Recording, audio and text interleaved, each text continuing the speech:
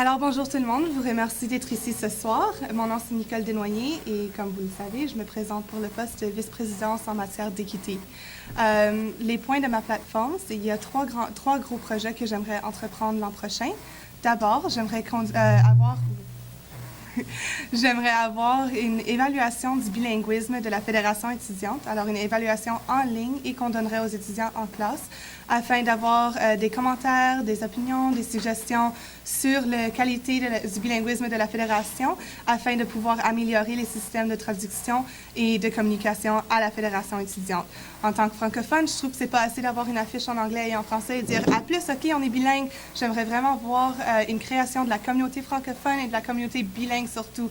Il y a déjà du travail excellent pour la communauté francophone sur le campus, mais j'aimerais continuer ce travail et en plus créer une communauté bilingue. Deuxièmement, j'aimerais créer un groupe de travail contre le racisme sur notre campus en travaillant avec des étudiants de différentes communautés afin de savoir les différentes expériences qu'ont les étudiants sur ce campus lorsqu'on parle de racisme et de discrimination.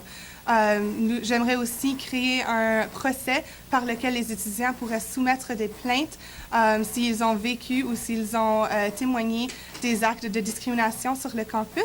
Ce procès pourrait être soit anonyme ou non, dépendamment de ce que l'étudiant aimerait voir. Et au long de ce procès, j'aimerais offrir des ressources de support et de soutien aux étudiants, ainsi que répondre et adresser l'acte ou l'incident en question avec efficacité et en très peu de temps.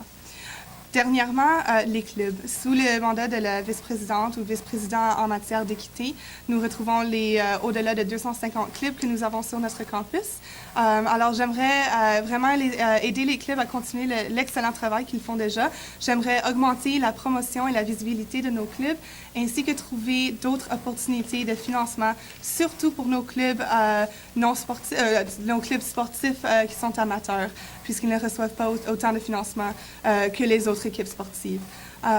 Encore une fois, mon nom c'est Nicole Desnoyers. Un peu à propos de moi avant de terminer, je suis étudiante en troisième année en études des femmes avec une mineure en études autochtones. Je suis métisse et queer et ce sont deux de mes identités qui m'ont donné la passion pour les matières d'équité. Et c'est vraiment à travers de mes deux expériences que j'ai vu les différents problèmes que nous avons sur ce campus. Alors, je pense que j'ai vraiment la passion à amener à ce poste. Merci beaucoup. Et je suis avec l'équipe Action étudiante, notre site web action2013.ca. Je vous encourage tous d'aller le voir. Merci beaucoup. Oui, alors bonjour, chers étudiants et étudiantes. Je m'appelle Marc-Jean et je me présente en candidature au poste de VP aux affaires d'équité. Je suis étudiant de 4e année et qui a longuement participé et été membre de l'exécutif de mon association étudiant, autant plus que des associations comme le Relais pour la vie, et j'ai été membre de clubs sportifs. Je me suis rendu compte après un moment, que ce que je faisais était plus que juste du bénévolat. J'avais commencé à engendrer un changement dans ma communauté, dans notre université. En tant que vice-président aux communications francophones, je me suis posé le mandat d'améliorer la participation des francophones en philo et d'avoir plus d'activités de nature bilingue, ceci incluant un colloque. En tant que philanthrope et vice-président aux affaires sociales, je me suis rapproché aux besoins de la Fédération, de ses services et ses causes philanthropiques. Ici se voit dévoiler la source de mon premier point de ma plateforme. Avoir des espaces neutres. D'un côté, parce que j'aimerais que les étudiants aient un sentiment plus aisé quand ils me parleront. Pas dans mon bureau en tant que membre exécutif ou à une table qui appartient au service. Ce n'est pas, d'après moi, avec ces choses que se trouvent les problèmes, mais qui suis-je à supposer que c'est le cas pour tous les étudiants? D'autre part, j'aimerais promouvoir une discussion ouverte et non biaisée sur les problèmes d'inéquité sur le campus. Comment puis-je accomplir cela sans, du moins vouloir, pour la discussion, me présenter comme individu à titre de ses propres expériences? C'est d'après tout ce que je demande aux autres. De plus, comme social, je sais à quel point cela peut sembler intimidant d'approcher les services. Comme certaines personnes le disent, cela ne fait tout simplement pas partie de la culture des vice-présidents aux affaires sociales. Sur ce, mon deuxième point serait de mieux familiariser les corps fédérés, par exemple, avec des AODA policies ou encore les services. J'aimerais résoudre les lacunes d'information afin d'atteindre un sentiment d'entraide au lieu de ce que j'appelle la culture de ne pas poser des questions. Effectivement, c'est le rôle, d'après moi, de la personne tenant ce poste de bien communiquer les besoins des services aux corps fédérés, et cela pour mieux travailler avec eux, pour permettre aux corps fédérés la meilleure occasion d'organiser leurs activités. Pour terminer, j'aimerais aussi travailler auprès des étudiants pour les permettre de participer dans la discussion sur l'inéquité aussi. Cela par moyen des possibilités académiques, des pistes pour des projets d'honneur allant chercher même les étudiants en génie. Cela aussi par moyen d'une exposition tangible de la présence de la discrimination sur le campus.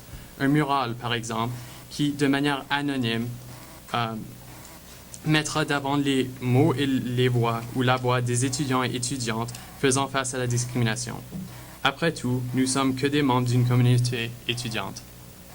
Adi, c'est à toi.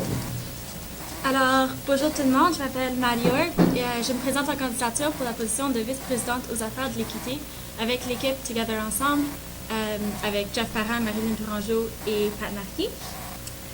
Cette nouvelle position donne l'occasion d'avoir de nouvelles idées, une nouvelle perspective pour ce campus axée sur l'élimination de la discrimination et l'inclusivité.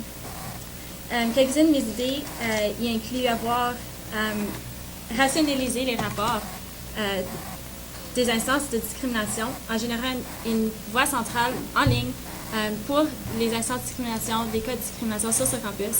Présentement, s'il y a un cas de discrimination, ça se présente soit au service de protection, soit à la FEUO, soit au service à la vie de résidence.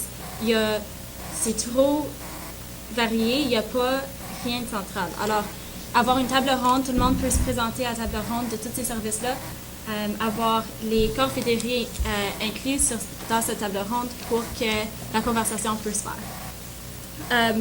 Du côté des clubs, les sites web des clubs, ils n'ont pas d'informations sur les clubs, alors j'aimerais aider aux clubs d'avoir une manière de communiquer mieux avec les étudiants ici à l'université et pour ce faire, avoir des comptes de Twitter pour les clubs, des événements sur Facebook, y inclure les activités des clubs sur le UOCAD qui est sur le site UOZone pour que à chaque fois que tu vas chercher ton Blackboard ou ton campus virtuel, tu peux chercher des événements qui se passent sur ce campus par les corps fédérés, les clubs, etc. À part de ça, les assemblées générales du club, il n'y a pas personne qui y va. C'est les présences sont nulles dans les dernières années. Alors j'aimerais améliorer ça, en avoir plus d'assemblées générales du club plus fréquemment et divisées par les secteurs, alors les clubs politiques, les clubs de culture, etc. Les idées de Together Ensemble sont vraiment de créer une force de communauté sur ce campus et c'est sur ça que je vais m'axer l'année prochaine. Et sur ça, mon caractère, c'est que je suis vraiment organisée. Puis de ça, c'est que mon expérience là-dedans, c'est dans la communauté, les projets communautaires. J'ai organisé plusieurs relais de vie. J'ai été la présidente, et je suis la présidente du projet de soirée de filles sur ce campus, qui est cette fin de semaine en fait, et qui est axé sur l'élimination de la discrimination contre les femmes et la violence contre les femmes. Alors, ça me passionne cette position. Je suis excitée de travailler avec vous l'année prochaine pour créer de notre campus une communauté. Qu'avez-vous pensé des communications francophones de la Fédération étudiante de l'Université cette année? Et en deuxième temps, comment voyez-vous votre rôle en ce qui concerne le bilinguisme des communications? Le droit de parole est à Marc. Honnêtement, c'est pas souvent que je lis les courriels dans les deux langues. De préférence, je lis tout simplement les courriels en anglais. C'est une préférence personnelle. Mais je sais, comme je connais Anne-Marie assez personnellement, puis je sais que son français est excellent et que si jamais il y a eu des fautes qui ont passé à travers, c'est une faute d'inattention qui a passé à travers les yeux de plusieurs personnes. Mais cela dit, je trouve que c'est quand même quelque chose d'important de bien vouloir de bien vouloir présenter l'information de manière bilingue, honnêtement. J'aime pas autant le style parce que comme j'étais vice-président francophone, c'était souvent mon rôle de traduire les communiqués. Et je trouve que c'est un peu malhonnête de tout simplement traduire une communication d'une langue dans une autre langue. Effectivement, l'information devrait être comprise par la personne et écrite d'une manière unique dans les deux langues, en anglais en premier ou en second, et en français. De ce fait, je trouve qu'en tant que VP aux affaires d'équité, ça fait partie de mon travail de s'assurer qu'il n'y ait aucune discrimination auprès des communautés francophones ou anglophones. Cela dit, un bon exemple serait le fait que c'est souvent, ça revient aux francophones d'apprendre l'anglais. Et puis, oui, c'est vrai, c'est difficile. Puis, How do you plan on including and representing unilingual English students who feel alienated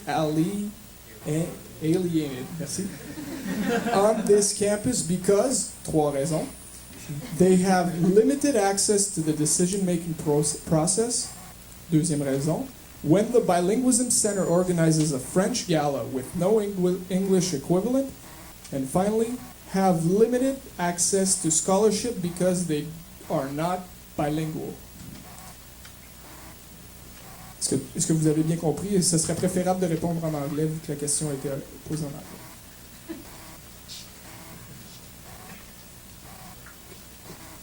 En commençant par Maddie. I think